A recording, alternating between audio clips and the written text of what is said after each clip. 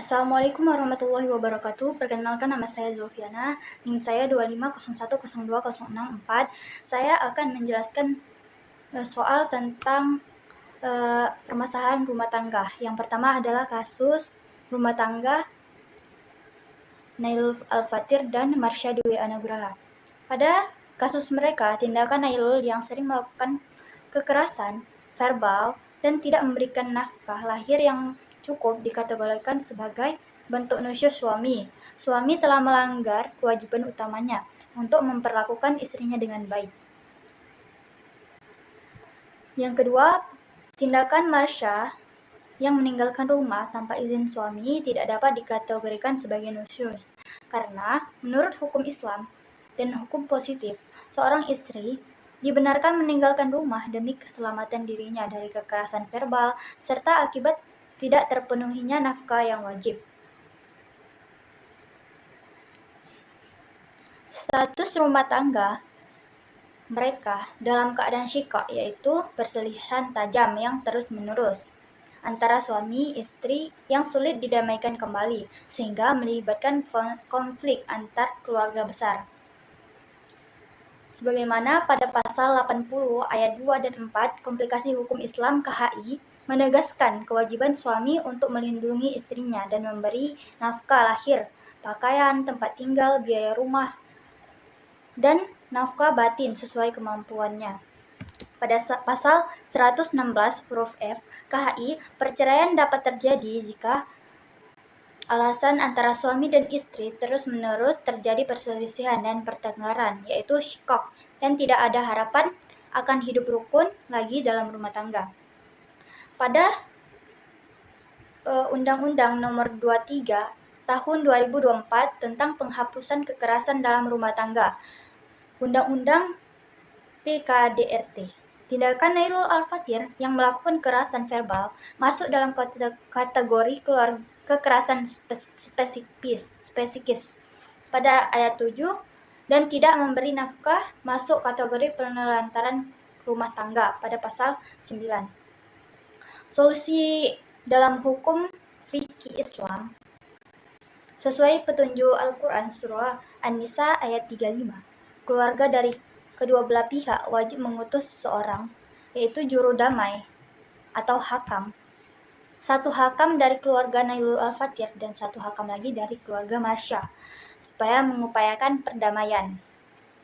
Dan apabila jika proses tahkim gagal dan Nailul tidak menunjukkan perubahan dan perilakunya, maka solusi fikih terakhir demi kemaslahatan Marsha dalam mengajukan gugatan cerai fasakh atau cerai gugat oleh Mahkamah Syariah. Langkah ini diambil untuk menghindari kemudaratan yang lebih besar bagi fisik dan mental istrinya, yaitu Marsha. Baiklah, selanjutnya saya akan menjelaskan kasus kedua pada rumah tangga juga, yang mana pada kasus kedua ini saya akan menjelaskan tentang pelaksanaan hulu di Mahkamah Syariah, yang mana pada kasus Sofia Salsabila, yang mana dia mengajukan gugatan cerai dengan alasan suaminya pecandu judi online yang menghabiskan harta keluarga. Gugatan ini didaftarkan di Mahkamah Syariah. Selama proses persidangan setuju dengan tebusan tersebut dan diucapkan di depan sidang, maka hakim akan menjatuhkan putusan cerai hulu. Berdasarkan hukum Islam dan hukum positif di Indonesia, putusan cerai melalui mekanisme hulu diklarifikasikan sebagai talak bain sugro. Dalam talak bain sugro, memiliki hak untuk merujuk kembali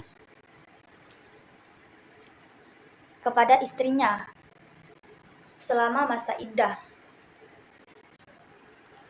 yang mana karena huluk atau hukum huluk adalah talak bain sugro, mantan suami yaitu Lutfi tidak bisa merujuk kembali kepada mantan istrinya, Sofia, secara langsung untuk bisa kembali hidup bersama.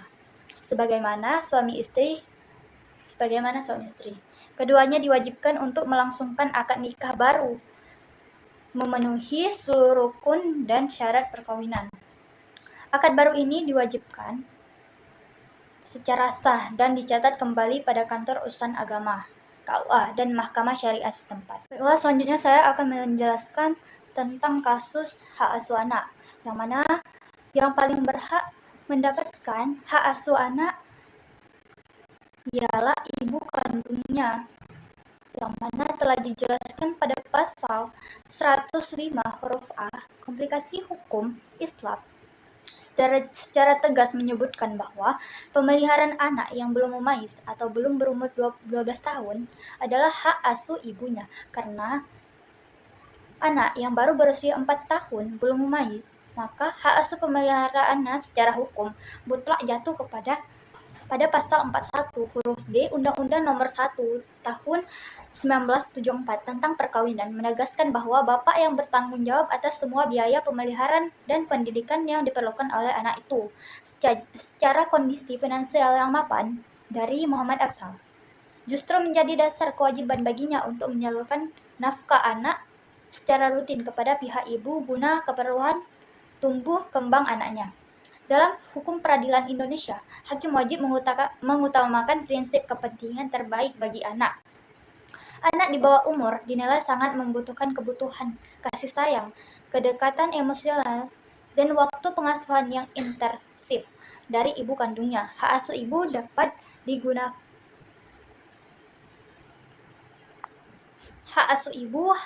hanya dapat digugurkan atau dialihkan kepada ayah kandungnya apabila ayahnya mampu membuktikan di persidangan bahwa ibu kandung tidak kompeten secara moral, cacat fisik, mental, maupun membahayakan anaknya, seperti mengonsumsi narkoba, melakukan kekerasan, atau menelantarkan anak, yang mana hal ini tidak terbukti pada kasus Nur Aisyah. Baiklah, sekian yang dapat saya sampaikan. Saya tutup. Wassalamualaikum warahmatullahi wabarakatuh.